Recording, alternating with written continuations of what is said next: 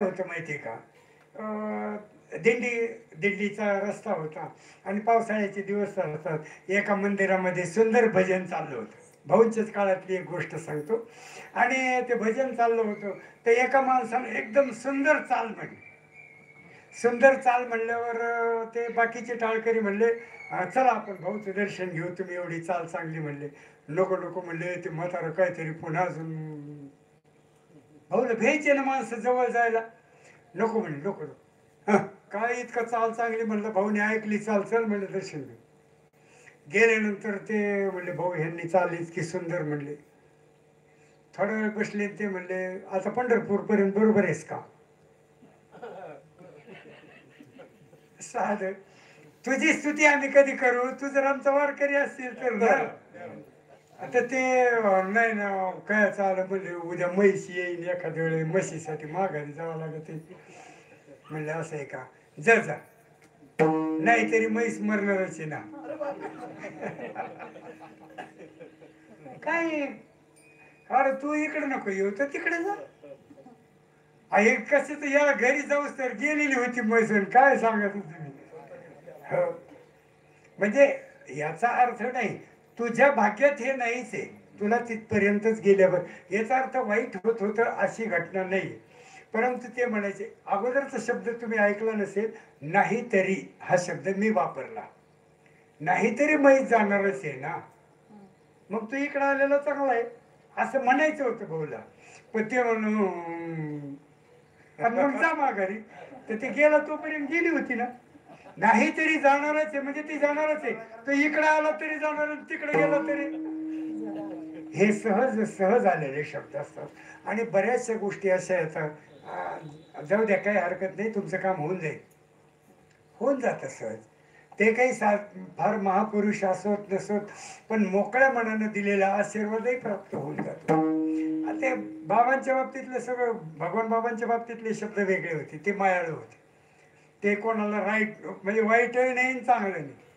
अरे तू चांगलं कर ना, चांगलं होऊन जाईल, संपला कार्यक्रम. काय भानगडीत नव्हते असं नाही. म्हणून परंतु आले मुखावाटे अमृत वचन आहे, या न्यायानं त्यांचे जे मुखावाटे येणारे शब्द आहेत ते अमृता समान असायचे. कोणाचंही मन दुखवलं जाणार नाही असे विचार असायचे. बरं, देह देवाचे कारणी, आपला देह कोणाच्या कारणी? लावा, काय काय कसा लावायचं ते लावा. हो, आणि त्या कारणाने असल्यामुळे आम्ही साधू संतांच्या लक्षणात बसत नाही आणि भगवंत आम्हाला जवळ करीत नाही, कारण आम्ही त्या लक्षणात येत नाही. साधू संतांच्या लक्षणाप्रमाणे एकच आहे की त्यांनी पूर्णपणे देह भगवंताला समर्पित केलेला असतो. अहो, आपण प्रार्थना म्हणतो, निदान बाकीचे लोक विसरून गेले. आता जेवायला बसल्यावर म्हणतात, सुरुवातीला अलंकापुरी आणि नंतर थोडं मध्ये जेवण आलं की माझा देह पडावा. रामदास महाराजांची प्रार्थना आहे, सदा सर्वदा योग तुझा घडावा तुझे कारण. अर्थ कोणाला माहिती आहे का नाही काय नाही, अर्थ बघा त्याचा.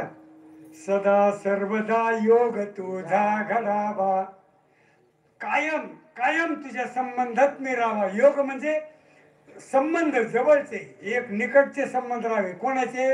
देवाचे आणि माझे. सदा सर्वदा योग तुझा घडावा तुझे कारणी. आणि कीर्तनाला जाता जाता ठेस लागावा, इकडे देवा तुझे, अरे तुझ्याच कामाला निघलो होतो असं म्हणून देवाला भागणारी माणसं आपण. आता कसाच देह देवाचे कारणी नाही. आम्ही आमचा देह देवाच्या कारणी दिला नाही ना. आम्ही भजन करतो ना नामस्मरण करतो, काही करत नाही असं. पण मग जर समजा असं असेल, ही जर सगळी संतांची लक्षणं असतील, त्यांच्या पाया पडल्यानंतर जर त्रिविध ताप जात असतील, आमच्या पाया पडल्यावर का जात नाही? आमचा बी बाप कीर्तन करीत होता, आमचे गुरु चांगले होते, मग का होत नाही? का होत नाही आमचं? आमच्यात आणि त्यांच्यात असा काय बदल आहे तो अभंगाच्या पहिल्या चरणात.